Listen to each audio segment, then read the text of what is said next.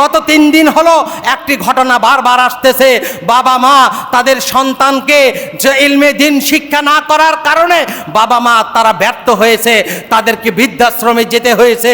বৃদ্ধাশ্রমে যাবার পরেও তারা আজকে নিরাপদ নয়। আমি গত জুমায় বলেছিলাম, আল্লাহ বলেছে লাকাদ জারানা লিজান্নামা কাসীরাম মিনাল জিন্নে ওয়াল ইনসি, সূরা আরাফের 179 নম্বর আয়াতে আল্লাহ বলছে জাহান্নামীদের কর্মকাণ্ড কত খারাপ তোমরা চিন্তাও করতে পারবে না। উলাইকা কাল আনাম, ওরা হলো পশু। আল্লাহ বলছে বালহুম আজাল, তার চাইতেও নিকৃষ্ট। গতকাল পরশু দিনে যেটা ঘটনা দেখলাম, একজন বৃদ্ধাশ্রমে, মুসলমান কোনো দেশে বৃদ্ধাশ্রম থাকার কথা নয়, কারণ মুসলমানদের পারিবারিক ঐক্য আর শিষ্টাচার দেখে ওই ইহুদি নাসারারা মুসলমানের দিনকে গ্রহণ করে। সেই মুসলমান আজকে তাদের পিতামাতাকে বৃদ্ধাশ্রমে যখন পাঠালো, সেই বৃদ্ধাশ্রমে মিল্টন সমাদ্দার নামে একজন কুলাঙ্গার, সেই ধরনের বয়োবৃদ্ধ যাদেরকে আদর করার কথা আমার রাসূল বলেছে, আমার আল্লাহ বলেছে ওয়াবিল ওয়ালিদাইনি ইহসান, তোমাদের পিতামাতা বৃদ্ধ বয়সে যারা পেয়েছো তাদেরকে জান্নাত কামাইয়ের সুযোগ হয়েছে, নচেত তোমার পরা কপাল। ওই বৃদ্ধাকে বৃদ্ধাশ্রমে অনিচ্ছা সত্ত্বেও রেখে এসেছে। সেখানে নাকি আমরা জানি না তথ্যে এসেছে তাদের কিডনিকে নেওয়া হতো, শরীরের অঙ্গ প্রত্যঙ্গ কেটে নিয়ে তাদেরকে ওই অবস্থায় কারো মৃত্যুর আগেও মৃত্যুর মুখে পতিত করা হতো। যদি এরকম ঘটনা হয় তার নেককারজনক বিচার তো বাংলার মানুষ চায়, কিন্তু বৃদ্ধাশ্রম মুসলমানদের দেশে থাকা বড় সমুচীন নয়, এটা অত্যন্ত অনুচিত। কোনো দেশে পিতামাতার জন্য বৃদ্ধাশ্রম, মুসলিম দেশে এটা কাম্য নয়। সুতরাং আমি আপনাদেরকে বলছি, মানুষ বালহুম আজাল, পশুত্বের নিচে চলে গেছে। সুতরাং এখান থেকে আমাদের উত্তরণের জন্য বান্দার হক সম্পর্কে আমাদেরকে সচেতন হতে হবে। শুকর গুজার হচ্ছে আল্লাহ সুবহানাহু ওয়া তাআলার দরবারে। যখন আমরা একত্রিত হচ্ছি মসজিদে, তার আগে গত সপ্তাহে, গতকালকেও বাংলাদেশের বিভিন্ন জায়গায় আল্লাহ রাব্বুল আলামিন রহমতের ঝিরিঝিরি বর্ষা প্রবাহিত করে বাংলাদেশের বেশ কিছু এলাকাকে আল্লাহ রাব্বুল আলামিন শান্ত করেছেন। যেই মহান রব্বুল ইজ্জাত আমাদের উপরে রহম ও বরকত নাজিল করছেন, সেই মহামহিয়ান আল্লাহ সুবহানাহু ওয়া তাআলার দরবারে হৃদয়ের সমস্ত ভালোবাসা দিয়া বুক মুখ উজাড় করে সকলেই কালিমাতুশ শুকর পড়ছি, সকলেই বলছি আলহামদুলিল্লাহ। অতঃপর দরুদ ও সালাম পেশ করছি সর্বকালের সর্বশ্রেষ্ঠ মহামানব, আম্বিয়ে কুল শিরভূষণ, আরবের মরুদুলাল, আকাই নামদার, তাজিদারি মদিনা, সরওয়ারে দো কায়নাত, সরকারি দো আলম জনাবি মুহাম্মদ রাসূলুল্লাহ সাল্লাল্লাহু আলাইহি ওয়াসাল্লামের প্রতি। হাজিরান মুসল্লিন কিরাম, ভাই বোনেরা, গত জুমার থেকে আমরা একটি গুরুত্বপূর্ণ আলোচনায় প্রবেশ করেছি। সেটা হলো কোরআনুল কারীমের ধারাবাহিক 114টি সূরার 16 নম্বর সূরা নাহালের 90 নম্বর আয়াতের প্রথম অংশে আলোচনায় আমরা আছি। গত জুমায় বলেছিলাম 6666 অথবা 6236 যত আয়াতই থাক, কোরআনুল কারীমের আহকামের যে 500টি আয়াত আছে, এই আয়াতগুলির ভিতরে অন্যতম একটি আয়াত সূরা নাহলের 90 নম্বর আয়াত। আল্লাহ রাব্বুল আলামিন গোটা বিশ্বের মানুষদেরকে এই আয়াতের ব্যাখ্যা বিশ্লেষণ করে জান্নাত নিশ্চিত করার জন্য আল্লাহ রাব্বুল আলামিন নির্দেশ করেছেন। আল্লাহ বলেছেন, ইন্নাল্লাহা ইয়া'মুরু বিল আদলি ওয়াল ইহসান, নিশ্চয় আল্লাহ রাব্বুল আলামিন অর্ডার করেছেন, নির্দেশ দিয়েছে, আদেশ দিয়েছেন। কি আদেশ দিলেন? ইন্নাল্লাহা ইয়া'মুরু বিল আদল, ন্যায় বিচার করার জন্য, ইনসাফ প্রতিষ্ঠা করার জন্য। ইনসাফটা কিভাবে প্রতিষ্ঠা করব? ইনসাফটা কি সেটা বাংলায় যদি বলি, সেটা হলো অধিকার। এই ইনসাফের ব্যাখ্যায়, আদলের ব্যাখ্যা মুফাসসিরিন কিরাম বিস্তারিত করেছেন। গত জুমায় মুসনাদে আহমদের যে হাদিসটা বলেছিলাম, কাল কিয়ামতের কঠিন দিনে রব্বে কারিমের সামনে যখন আমরা দণ্ডায়মান হব আসামির কাঠগড়ায়, আল্লাহ রাব্বুল আলামিন আহকামুল হাকিমিন হয়ে ওই দিন বিচারে তিনি কোরআন সফসফা লেভেল প্লেইং ফিল্ড করবেন, ন্যায় বিচার নিশ্চিত করবেন। কোনো মানুষের প্রতি পার্শিয়ালিটি, কোনো মানুষের প্রতি অন্যায় অবিচার আল্লাহ রাব্বুল আলামিন করবেন না। কিয়ামতের ওই ভয়াবহ দিনে, যেদিন আমরা একা একা আল্লাহর সামনে দাঁড়াবো, ইয়াউমা লা তামলিকু নাফসুন লিনাফসিন শাইআ, আমরা একা একা রব্বে কারিমের সামনে দাঁড়াবো, দলগতভাবে নয়।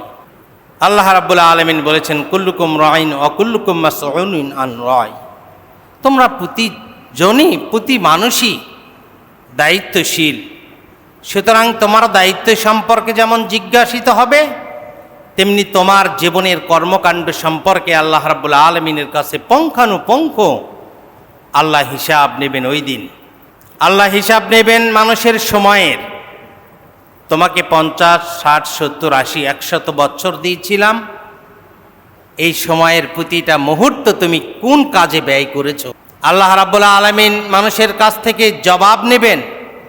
তুমি তোমার উপার্জিত অর্থ, যে অর্থ আমি তোমাকে রব্বে কারিম তোমার রিজেকের মধ্যে আমি আল্লাহ রাব্বুল আলামিন দিয়েছিলাম, ওই রিজেক অর্থ তুমি কোন কাজে ব্যয় করেছো? আল্লাহ রাব্বুল আলামিন যুবকদের ওই যুবক বয়সের সময়টার ব্যাপারে আল্লাহ অত্যন্ত কঠিনভাবে জবাবদিহিতা করবেন কিয়ামতের কঠিন দিনে।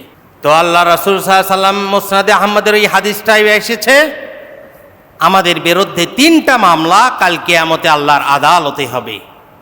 1 নাম্বার মামলা হলো, ওই আসামি আমরা দাঁড়াবো, আল্লাহ রাব্বুল আলামিন বলেছেন, নিশ্চয় আমি তোমাদেরকে অর্ডার করেছিলাম, আদেশ দিয়েছিলাম, তোমাদের জন্য আমি আল্লাহ লিপিবদ্ধ করে দিয়েছিলাম, তোমরা আদিল্লা অর্থাৎ ইনসাফ প্রতিষ্ঠা করবে আর ন্যায় বিচার প্রতিষ্ঠা করবে, একজন আরেকজনের হক তোমরা পরিপূর্ণতা দান করবে, হক বুঝে দেবে।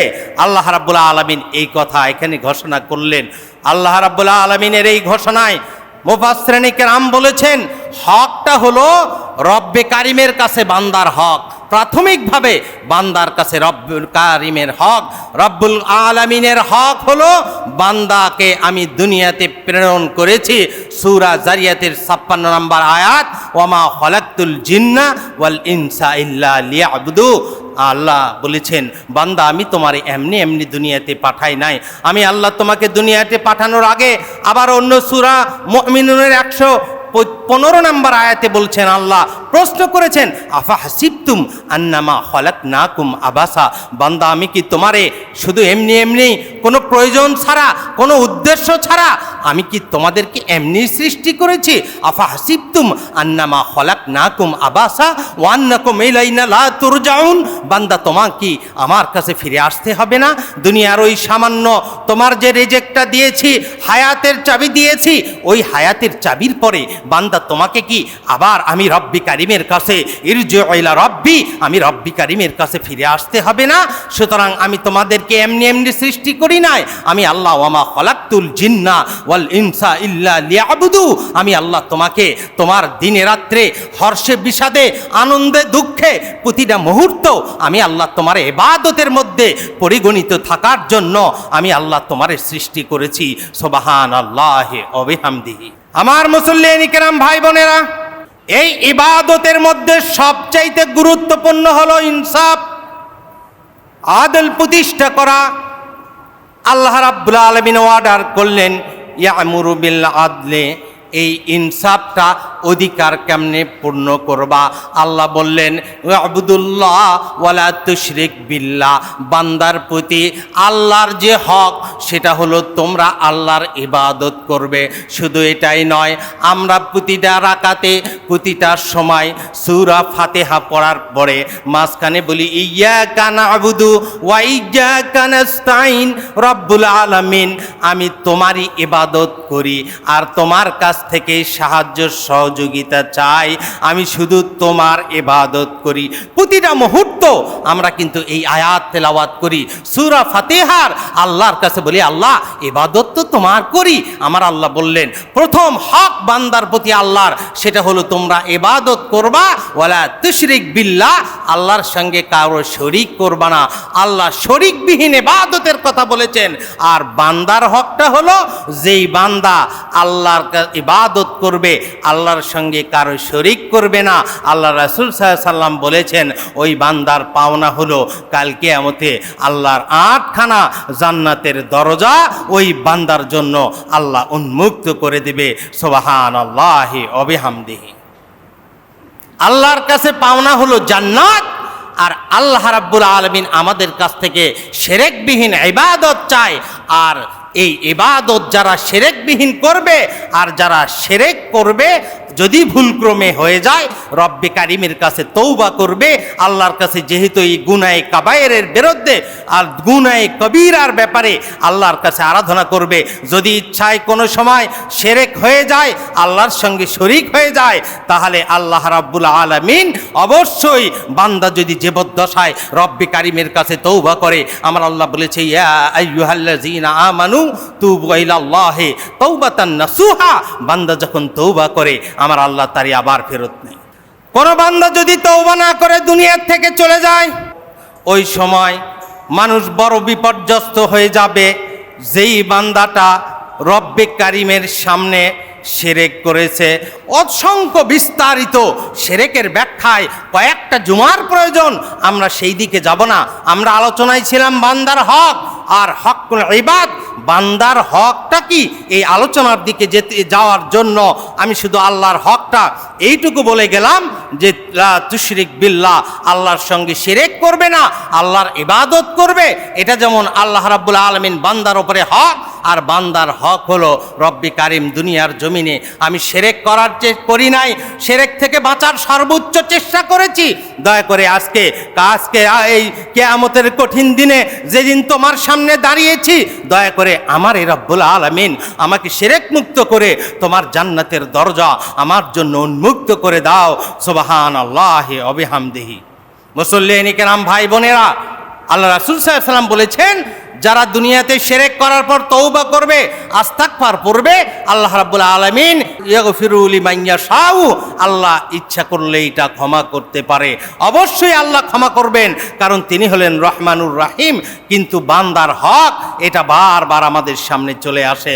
হযরত রাসূল করিম সাল্লাল্লাহু আলাইহি ওয়াসাল্লাম বলেছেন নবুয়াতের প্রাথমিক দিকে আমার রাসূল বলেছে আমি তোমাদের আখেরি জামানার পয়গাম্বার, তোমাদের প্রতি আমার যে হক আর আমার প্রতি তোমাদের যে হক সামান্য করে আমার রাসূল সেটা ব্যাখ্যা করেছেন। আমার রাসূল বলেছেন তোমাদের নবীদের হক হলো তার উম্মতেরা নবীর অনুকরণ করবে, আর উম্মতদের হক হলো কাল কিয়ামতের কঠিন দিনে আখেরি জামানার উম্মতদের হকটাই হলো আখেরি জামানার নবীকুল সম্রাট কাল কিয়ামতে আল্লাহর আদালতে যখন দাঁড়াবে, আল্লাহ রাব্বুল আলামিনের আদালতে, ওই সময় একমাত্র সুপারিশকারী উম্মতের জন্য, সমস্ত উম্মতের জন্য যিনি শাফায়াত করবেন, যিনি সুপারিশ করবেন, সেই নবীকুল সম্রাটের কাছে আমাদের পাওনা হলো আমরা রাসূলের সুন্নাহ পরিপূর্ণভাবে আমরা আদায় করার চেষ্টা করব। তাহলে রাসূল সাল্লাল্লাহু আলাইহি ওয়াসাল্লাম আমাদের প্রতি হক হয়ে যাবে। কাল কিয়ামতে আল্লাহর আদালতে আপনার আর আমার পক্ষে আল্লাহর কাছে সুপারিশ করবে। সুবহানাল্লাহি ওয়া বিহামদিহি। 3 নম্বরে, ওই মানুষটা আল্লাহর আদালতে মামলায় আটকে যাবে যেই মানুষটা হকুল ইবাদের হক নষ্ট করবে। হকুল ইবাদ অর্থাৎ বান্দা মানুষের হক নষ্ট করবে। পিতা পুত্রের হক, অথবা পুত্র পিতার হক, অথবা স্বামী স্ত্রীর হক, স্ত্রীর স্বামীর হক, এইভাবে এক এক করে হকুল ইবাদের কথা বলেছে আল্লাহ রাব্বুল আলামিন। বান্দার হকগুলি যদি মানুষ সুনিশ্চিত করতে পারে, বান্দার হক যদি কোনো মানুষ সুনিশ্চিত করতে পারে, দুনিয়াতে সব কিছু করলো, ইবাদত করেছে বিস্তারিত, আল্লাহর ইবাদত মৌলিক ইবাদত, ফরজ ইবাদত করেছে, নামাজ পড়েছে, বান্দা রোজা করেছে, হজ করেছে, জাকাত দিয়েছে, সাদাকা করেছে, এই সব কিছুর পরেও যদি বান্দার হক নষ্ট হয়ে যায়, ওই সময় মানুষ সবচাইতে বড় বিপদগ্রস্ত হবে আল্লাহর আদালতে। আমার মুসল্লিন কিরাম ভাই বোনেরা, আল্লাহ রাসূল সাল্লাল্লাহু আলাইহি ওয়াসাল্লাম যখন হক্কুল ইবাদ আলোচনা করে, সাহাবাই কেরাম বিশ্বনবীর সামনে বসে আছে, আমার রাসূল মসজিদে নববীতে হক্কুল ইবাদের কথা যখন আলোচনা করছিলেন, সাহাবাই কেরাম ফেল ফেল করে বিশ্বনবীর দিকে তাকিয়ে আছে। আল্লাহ রাসূল সাল্লাল্লাহু আলাইহি ওয়াসাল্লাম এই জীবনের শেষ সময় যখন বিশ্বনবী হক্কুল ইবাদের ব্যাপারে সাহাবাই কেরামদেরকে, উম্মতদেরকে সতর্ক করছিলেন, ওই সময় আমার রাসূল সাল্লাল্লাহু আলাইহি ওয়াসাল্লাম এই ব্যাখ্যাটা দিয়েছেন। বিশ্বনবী বলেছেন, তোমরা আল্লাহর আদালতে যদি আল্লাহর হক কেউ নষ্ট করো, আল্লাহ রাব্বুল আলামিন ইয়াগফিরু লিমান ইয়াশাউ, আল্লাহ তাকে হয়তো ক্ষমা করে দিতে পারে, কিন্তু কশ্চিন কালেও বান্দার হক নষ্ট করে আল্লাহর আদালতে দাঁড় হয়ে যেও না। মুসনাদে আহমদের এই হাদিস থেকে এটা বারবার প্রতীয়মান হচ্ছে। আল্লাহ রাসূল সাল্লাল্লাহু আলাইহি ওয়াসাল্লাম বান্দার হকের ব্যাপারে আলোচনা করছিলেন। বিশ্বনবীর কথা সাহাবায়ে কেরাম তারা বিশ্বনবীর দিকে তাকিয়ে আছে। বিশ্বনবী একটা পর্যায়ে, অর্থাৎ বিশ্বনবীর অন্তিম শয্যা যখন দুনিয়ার থেকে চলে যাবে, তার কয়েকদিন আগে আমার রাসূল যখন অসুস্থ ছিলেন, ওই সময়ও বান্দাদের সামনে আল্লাহ রাসূল সাল্লাল্লাহু আলাইহি ওয়াসাল্লাম সাহাবাদের সামনে হযরত ওমর ইবনে খাত্তাব, হযরত আবু বকর রাদিয়াল্লাহু তাআলা আনহু, হযরত আলী কাররামাল্লাহু ওয়াজহাহু, হযরত ওসমান রাদিয়াল্লাহু তাআলা আনহু বিশ্বনবীর সামনে ওই সময় বসা ছিলেন। আমার রাসূল আলোচনা করছিলেন হক্কুল ইবাদের ব্যাপারে, তোমরা সবচাইতে বেশি সতর্ক থাকো ও আমার উম্মতে মুহাম্মাদি, আমার সাহাবাই কেরাম। দুনিয়াতে যদি কোনো মানুষের সঙ্গে খারাপ ব্যবহার করে থাকো, দুনিয়াতে কোনো মানুষের সম্পদ নাও, দুনিয়াতে কোনো মানুষকে দুনিয়াতে হত্যা করো, অথবা কোনো মানুষকে অপবাদ দাও, এই সমস্ত অপকর্ম থেকে তুমি যদি নিরাপদ থাকতে পারো, হযরতে আব্দুল্লাহ ইবনে ওমর, তাকে একজন তাবেঈ জিজ্ঞাসা করেছিল, হযরতে আব্দুল্লাহ ইবনে ওমর, আপনি তো আমার রাসূলকে দেখেছেন, আমার রাসূলের কথা শুনেছেন, আমার রাসূল কি বলেছে, আপনার জীবনের সমস্ত ইলমের নির্যাস কতটুকু আমাকে বলুন, যাতে করে আমি কাল কিয়ামতে আল্লাহর আদালতে, আল্লাহর ওই কঠিন বিচারের দিনে আমি নাজাত প্রাপ্ত হয়ে জান্নাতের পথ ধরতে পারি। আব্দুল্লাহ ইবনে ওমর বললেন, ও তাবেঈ, আমি তোমাকে একটি বিষয় বলতে চাই।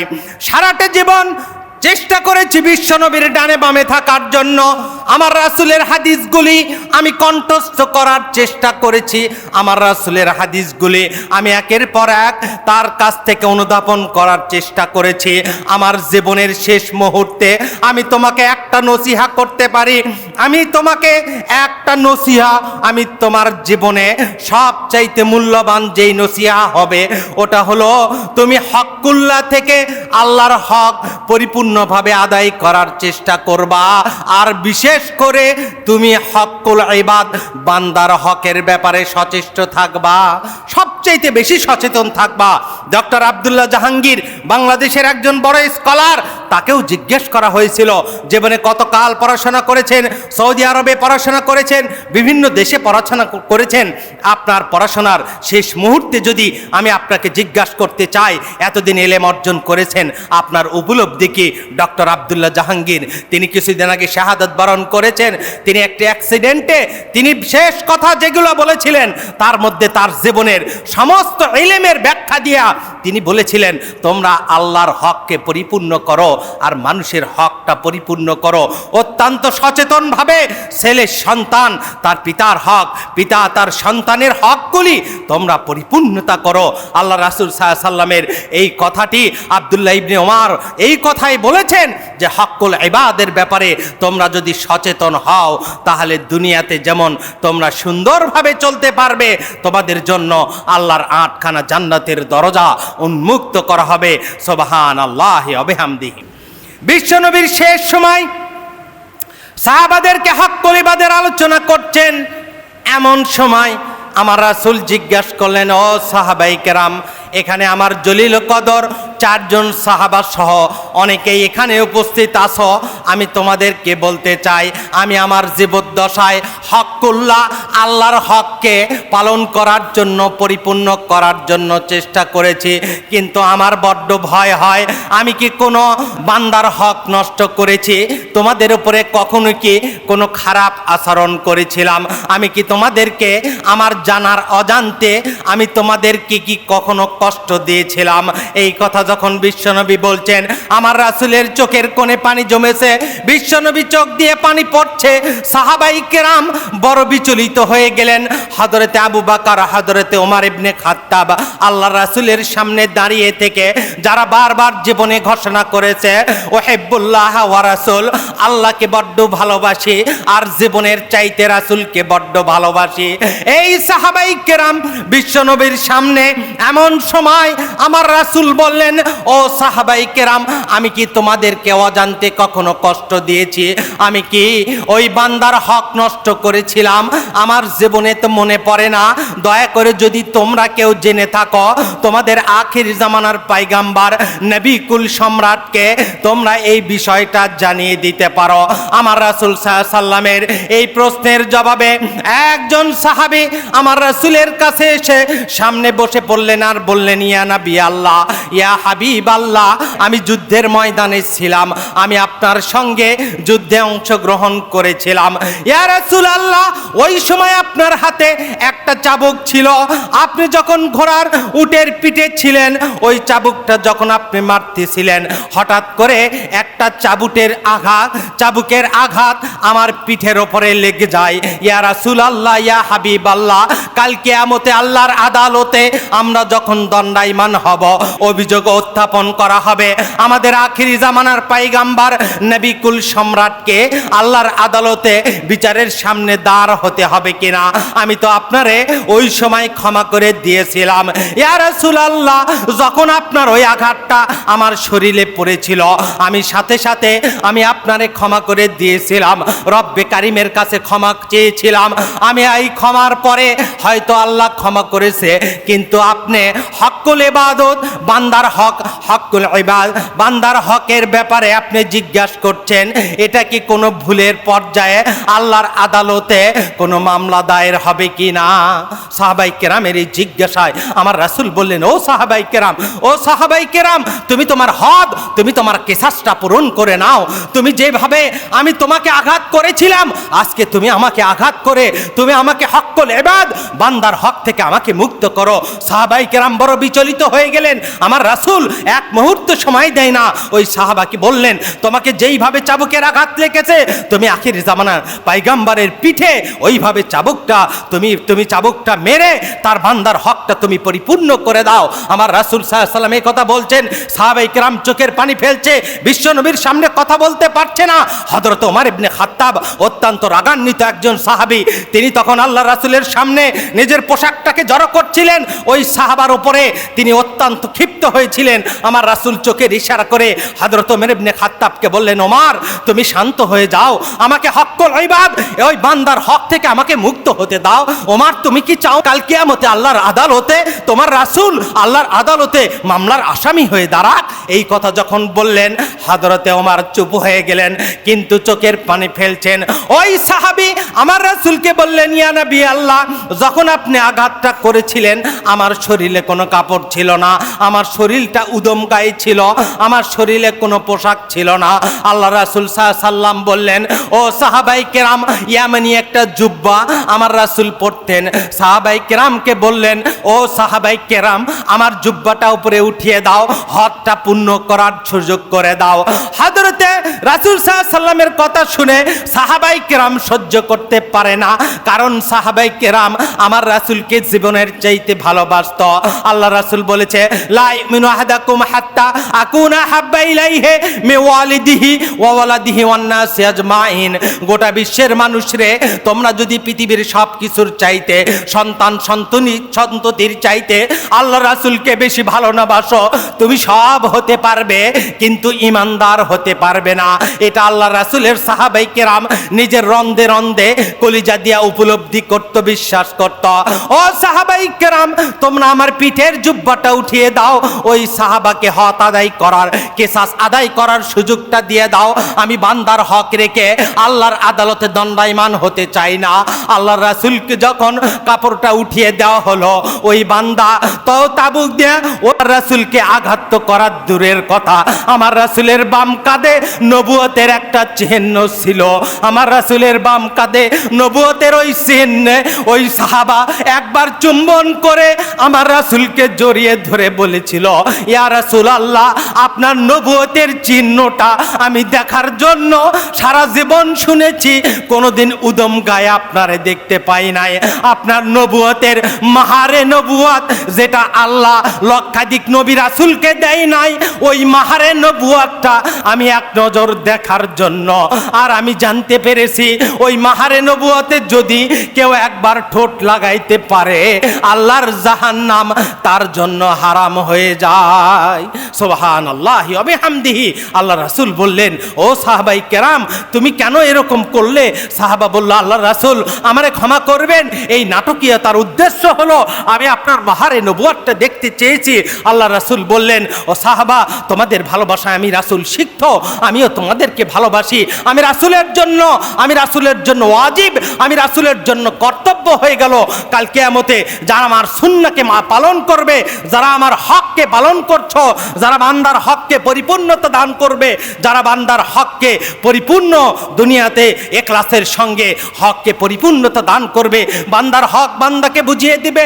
তোমার প্রতি তোমার স্ত্রীর হক থাকতে পারে, আর আল্লাহ রাসূল সাল্লাল্লাহু আলাইহি সাল্লাম বলেছেন, সন্তানের প্রতি পিতামাতার যে হক, পিতামাতার প্রতি সন্তানের একই হক। আল্লাহ রাসূল সাল্লাল্লাহু আলাইহি সাল্লামের সাহাবে সহিহ মুসলিমের 1623 নম্বর একটা হাদিস নুমান ইবনে বশীর থেকে এসেছে।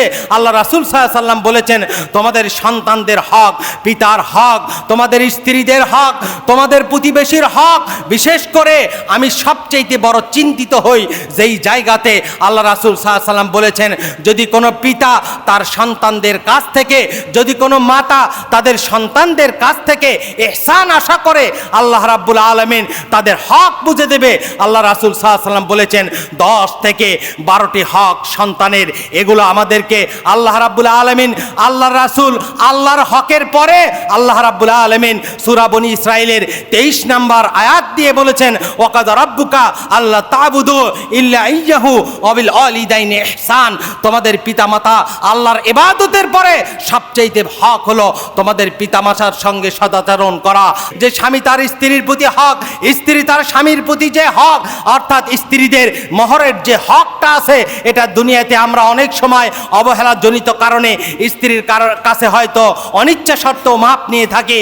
এই বিষয়টা আমরা সতর্কতার সঙ্গে আল্লাহর আদালতে যখন দাঁড় হব, আমি আপনাদেরকে বলছি, আল্লাহ রাব্বুল আলামিন বলেছেন দুনিয়ার জমিনে তোমরা এইভাবে আল্লাহকে ভয় করো, ইত্তাকুল্লাহ, আল্লাহকে ভয় করো। আল্লাহ রাব্বুল আলামিন বলেছেন ইয়াখশা, আল্লাহকে ভয় করো। ওই ইয়াউমাল কিয়ামা, ওই দিন, বিচারের দিনের ব্যাপারে আল্লাহকে ভয় করো, যেদিন তোমার সন্তান তোমার সামনে আসবে, যেদিন তোমার পিতা তোমার সামনে আসবে, যেদিন তোমার প্রতিবেশী তোমার সামনে আসবে, যেদিন তোমার আত্মীয় স্বজন তোমার সামনে আসবে, তোমার হক তোমার কাছ থেকে নেওয়ার জন্য, তুমি কাল কিয়ামতের ওই দিনের জন্য তুমি ভয় করো, যেই দিন তুমি বান্দার হক বুঝে না দেওয়ার জন্য দুনিয়ার থেকে চলে যাবার পরেও আল্লাহর আদালতে তোমাকে দণ্ডায়মান হতে হবে।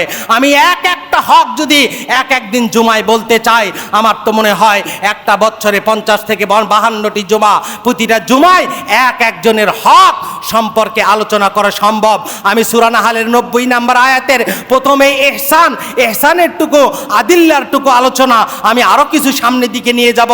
আমি আপনাদেরকে জান্নাতে যাওয়ার ছোট্ট ফর্মুলা বাতিয়ে দেওয়ার জন্য আমি গত জুমায় বলেছিলাম, আল্লাহ রাসূল সাল্লাল্লাহু আলাইহি সাল্লাম বলেছেন, আপনার ইবাদতও আপনাকে জান্নাতে নিতে পারবে না যদি বান্দার হক বিনষ্ট হয়। আপনার বারংবার হজ করা আপনাকে জান্নাতে নিতে পারবে না যদি বান্দার হক না দেয়। যদি আপনার ওই ইবাদত, হজ, উমরা, এগুলো আমাদেরকে ওই সময় নস্বাতে পরিণত হবে।